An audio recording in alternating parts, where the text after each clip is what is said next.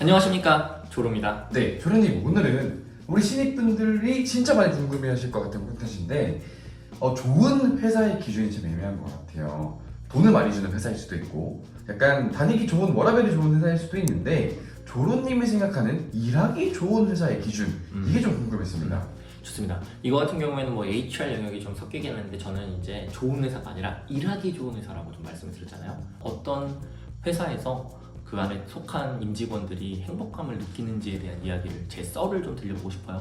자, 전부 조로의 뇌피셜이지만 한번 들어보시기 바랍니다.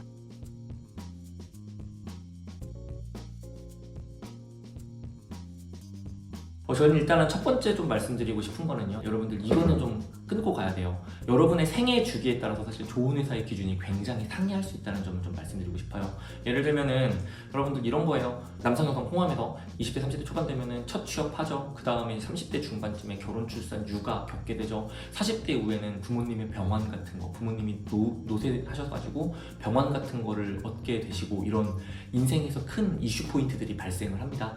그래가지고 처음에는 뭐 예를 들어서 여러분들 개인적인 업무 성장이 되게 중요하게 여기고 나는 더 성장하고 싶다 이렇게 생각하실 수 있다가, 나중에 가면은 나 가족이 되게 중요해, 워라밸 이런 거 챙기시는 분도 분명히 생기고요. 나중에 가면 또 어머니에 대한, 아버지에 대한 이런 거 때문에 마음이 심란하니까 어머니 아버지에 대해서 시간을 많이 쏟을 수 있고, 이것도 워라밸이네요. 이런 식으로 사실 좋은 회사의 기준이 바뀌어요. 그렇기 때문에 여러분들이 혼란을 느끼시는 거예요. 20대 때 좋았던 게 30대 때 안 좋을 수 있고, 30대 때 좋았던 게 20대 때 안 좋을 수 있다는 거를 이해를 하셔야 됩니다. 그래서 모든 사람의 생애 중기가 완벽하게 일치하지 않고, 또한 개인에 따라 가치관이 매우 상이하죠. 20대 때부터 워라밸 추구하시는 분 있죠. 30대 때도 성장 추구하시는 분 있어요. 그렇기 때문에 케이스는 정말 많지만 웬만하면 좋은 회사라는 거는 생애 주기에 따라서 좀 달라진다는 건 염두에 둬야 된다, 이런 얘기를 드리고 시작합니다. 저는 그래서 좋은 회사의 기업 같은 경우에 저는 굉장히 이런 얘기를 드리고 싶어요. 생애 주기에 따라서 좀 많은 사람들이 속해 있는, 20대가 좀 많은 회사, 30대가 많은 회사, 40대가 많은 회사에 따라서 회사가 워라밸을 추구하게 만드는 문화를 가져가느냐, 성장을 추구하게 만드는 문화를 가져가느냐, 이거를 생각하는 회사가 있다면 그 회사는 좋은 회사다. 그래서 우리들이 30대 넘어갔을 때 좀 더 결혼이나 이런 거에 좀 관대해지고 다시 돌아오는 거에 관대해지는 걸 만들어주는 회사, 이거를 저는 첫손, 제일 중요한. 그래서 사실 저는 여러분들이 대기업 하는 이유 알아요. 5명, 10명, 20명 회사에서는요, 내가 나중에 애 낳고 돌아오려고 하면요, 자리가 없습니다. 근데 대기업은 자리가 있거든요. 그래서 대기업 추구하시는 분 있거든요, 분명히. 그래서 이런 것들, 이런 포용력을 가져가고 있고, 그 다음에 또 20대 때는 성장을 추구하게 해주고, 이런 회사가 첫 번째로 말씀을 드리고 싶어요. 생애 주기에 따른 걸 이해하고 관대하게 포용해주는 문화. 자, 두 번째, 저는 이제 이 얘기를 좀 드리고 싶은데, 회사 규모와 산업 특성에 따라서 좀 좋은 회사가 완전히 달라요. 대기업이라고 칩시다. 그러면요, 대기업 계열사 같은 경우에 저는 모회사랑 업종 상의해가지고 계열사여도 기업 자체의 전문성을 보유하거나 아니면 내가 모회사거나 이런 회사가 좋다고 생각을 해요. 중소기업, 중견기업 괜찮아요. 내가 그 회사 자체면은. 근데 중견기업이어도 계열사인데 같은 업종 영위하고 있다? 그러면 완전 안 좋아요. 왜냐하면은 기본적으로 모회사, 자회사 간의 갑을 관계가 발생할 수밖에 없는데 자회사가 크게 영향을 안 받고요. 물론 내가 홀딩스나 아니면 지주사면은, 모회사면은 원래 안 받죠. 그래서 모회사도 좋고 다른 업종이면 좋은데, 제 커리어 패스 내에서도 이랬어요. 저는 KT 그룹에서 KT의 부동산에서 다녔고, 그 다음에 보험회사인 데서 신탁사 다니고 이랬거든요. 이러다 보니까 일단 좋은 점이 해당 산업 분야에서 전문가가 좀 많아서 좀 존경할 수 있는 롤모델이 기업에 굉장히 많고요. 그 다음에 위에서 이상한 분이 잘 안 내려오세요. 아무래도. 왜냐하면 같은 업종 하고 있으면은 좀 아니신 분들이 강하게 내려오거든요. 이런 게 없어서 굉장히, 그리고 그룹 내에서도 그 회사를 위하고 원해주고 이런 게 있어서 저는 이거가 되게 중요하다고 생각합니다. 모회사 업종 상의하는 것.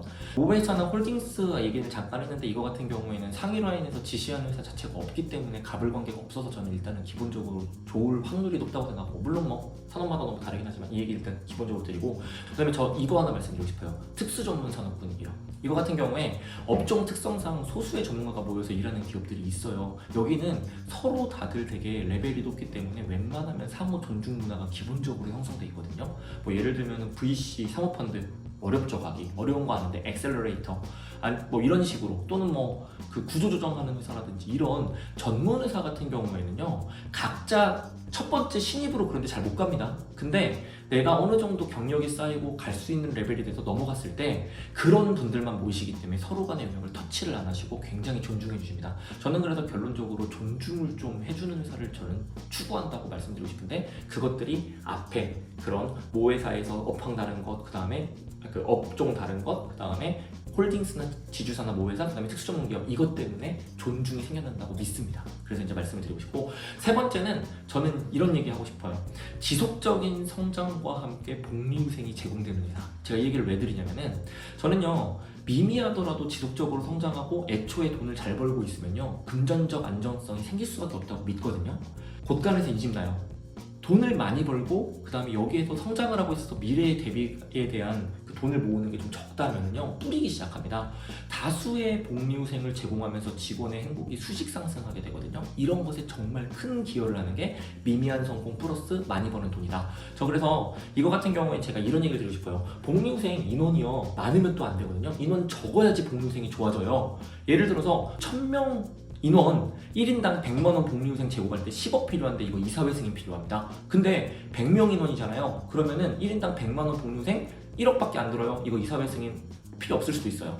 그러다 보니까 여러분들 애초에 이사회 승인을 돈 주려고 한다는 것 자체가 말이 안 되잖아요. 그래서 사람 많은 곳은 아예 복리후생이 아주 좋을 수는 없어요. 나쁘지 않을 수 있는데 아주 좋을 수는 없고, 인원 적으면서도 성장성 가지고 긍정적 안정성을 가져가는 회사가 사실은 사람들이 제일 만족하는 회사더라. 여러분들 그런 회사 되게 좋으니까 한번 찾아보시면 좋을 것 같아요.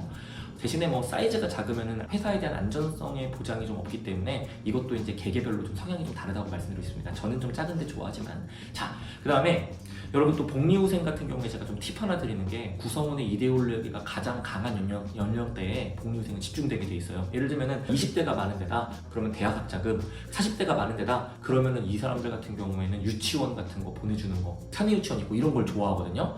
그렇기 때문에 여러분들 같은 경우에 어떤 회사 가는데 다 좋다고 하는데 안 좋아. 그거 이유가 뭐냐면 복리후생에 강력하게 집중된 연령대 이데올로기에 본인이 없어서 그래요. 그래서 이제 그런 거 자신의 연령대에 맞춰가지고 이데올로기가 집중된 회사 찾아가시는 것도 은근히 중요합니다. 이것도 좀 알아두시고요. 자, 그 다음에 마지막 얘기할 겁니다. 저는요 결국은 사람이라고 생각해요. 근데 솔직히 말하면 같은 팀원은 아닙니다. 같은 팀원 좋다고 해가지고 회사 좋다? 그거 한순간에 날아가는 게, 팀이라는 건 바뀌게 돼 있어요. 저는 그게 아니라 타 부서 타 직원들과 좀 친목을 도모할 수 있는 분위기가 형성돼 있고, 그 다음에 내가 회사에서 좋아하고 나를 좋아해 주는 사람이 많이 있을수록 그 회사는 일하기 좋은 회사예요. 그러면은 회사 입장에서는 어떻게 해주는 거냐, 뭐 동아리나 동호회 활동 열어주는 거예요. 편하게 막 따박따박 막 사진 같은 거 찍어서 내라, 꼴랑 5만원 주면서 별 이상한 거 막 요구하지 말고 완전 열려가지고 동호회 이런 거 너희들이 좀 그 어뷰징 같은 거 하더라도 괜찮아, 난 너희들이 친하는 게 더 중요해 라는 식으로 동호회 같은 거 열어주고요. 여러분들 아시죠? 행사 계획 많이 하면 짜증나요. 행사 같은 거 우리 가는 거 싫어해. 행사가 아니라 개개별이 친할 수 있는 기회를 많이 창출해주고, 나는 거를 통해서 내가 좋아하는 사람이 회사에 있다. 그러면 우리는 아침에서 일어나가지고 회사에 나갈 원동력을 얻게 됩니다. 그래서 일하기 좋은 회사 네 번째는요,